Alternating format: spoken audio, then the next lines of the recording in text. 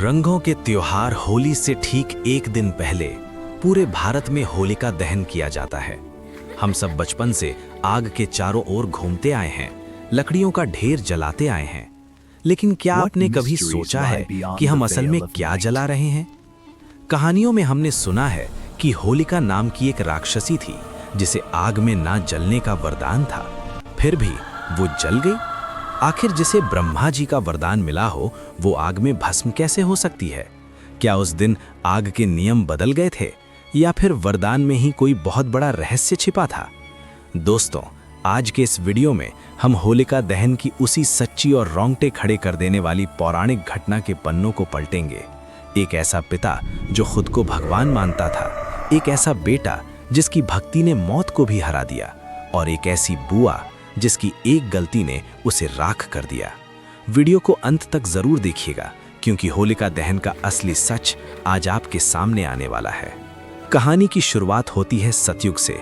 एक बेहद क्रूर और शक्तिशाली असुर राजा था हिरण्यकशिपु। उसके भाई हिरण्याक्ष को भगवान विष्णु ने वराह अवतार लेकर मार दिया था। अपने भाई की मौत का बदला लेने और पूरे ब्रह्मांड पर राज करने के लिए हिरण्यकशिपु ने ब्रह्मा जी की कठोर तपस्या की। सालों की तपस्या के बाद ब्रह्मा जी प्रकट हुए। हिरण्यकशिपु बहुत चालाक था। उसने सीधे अमर होने का वरदान नहीं मांगा, बल्कि उसने मौत के हर दरवाजे को बंद करने की चाल चली। उसने मांगा, हे प्रभु, मुझे ऐसा वरदान दें कि मेरी मृत्यु न दिन में हो न रात में, न घर के अंदर हो न बाहर, न पृथ्वी पर हो न आकाश में, न किसी अस्त्र से हो न किसी शस्त्र से, और ना ही कोई इंसान मुझे मार सके, न कोई जानवर।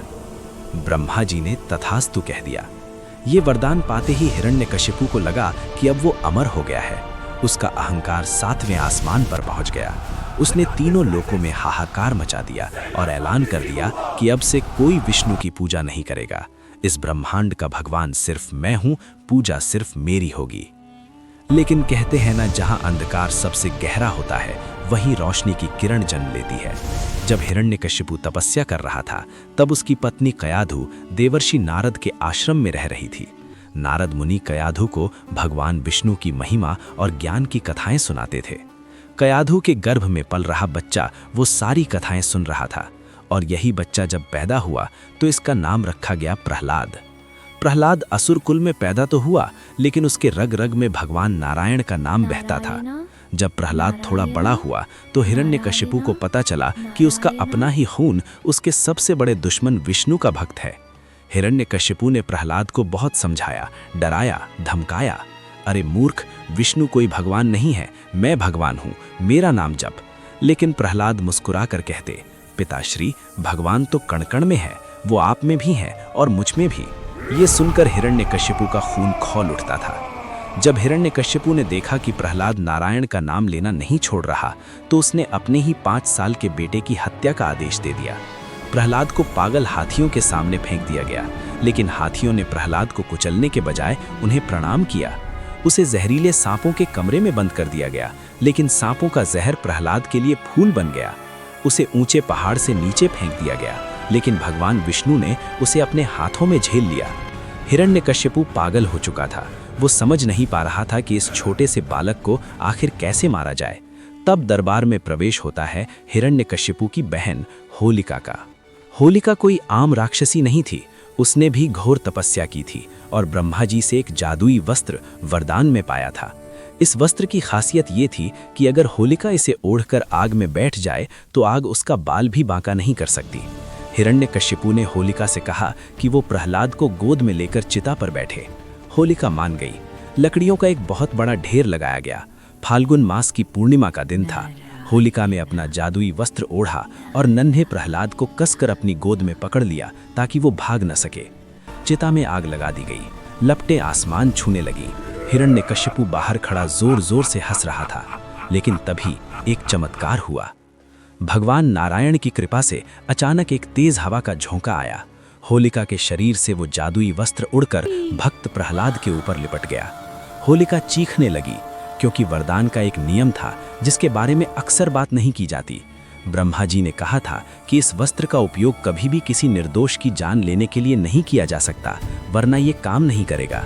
अपने अहंकार और पाप के कारण होलिका उसी आग में जलकर राख हो गई। और जब आग बुझी तो राख के बीच से नन्हे प्रहलाद नारायण नारायण का जाप करते हुए बिल्कुल सुरक्षित बाहर आ गए। होलिका के राख होने के बाद हिरण्यकश्यपु का अंत भी निश्चित था। उसी दिन शाम के समय यानी गोधूली बेला, जब न दिन था न रात, भगवान विष्णु ने नरसिंह अवतार लिया, आधा इंसान आधा शेर। उन्होंने हिरण्यकश्यपु को महल की चौखट पर, न घर के अंदर न बाहर, अपनी गोद में, न जमीन पर न आसमान में, अपने नाखूनों से, न अस्त्र से न शस्त्र से चीर कर उसका वध कर दिया और इस तरह धर्म की स्थापना हुई। दोस्तों, होलिका दहन सिर्फ लकड़ियां जलाने का त्योहार नहीं है, ये इस बात का प्रतीक है कि बुराई चाहे कितनी भी ताकतवर क्यों ना हो, उसके पास कितने भी वरदान क्यों ना हो, सच्चाई और ईश्वर के सामने वो एक नए दिन राख जरूर होती है। जब आप इस साल होलिका दहन में शामिल हों तो उस आग में अपने अंदर के अहंकार, नफरत और बुराई को भी जला दीजिएगा।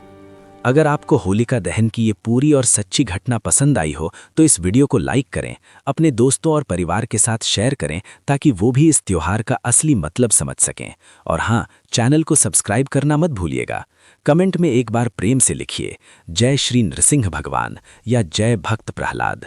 मिलते हैं अगले वीडियो में एक और अद्भुत कहानी के साथ। धन्यवाद।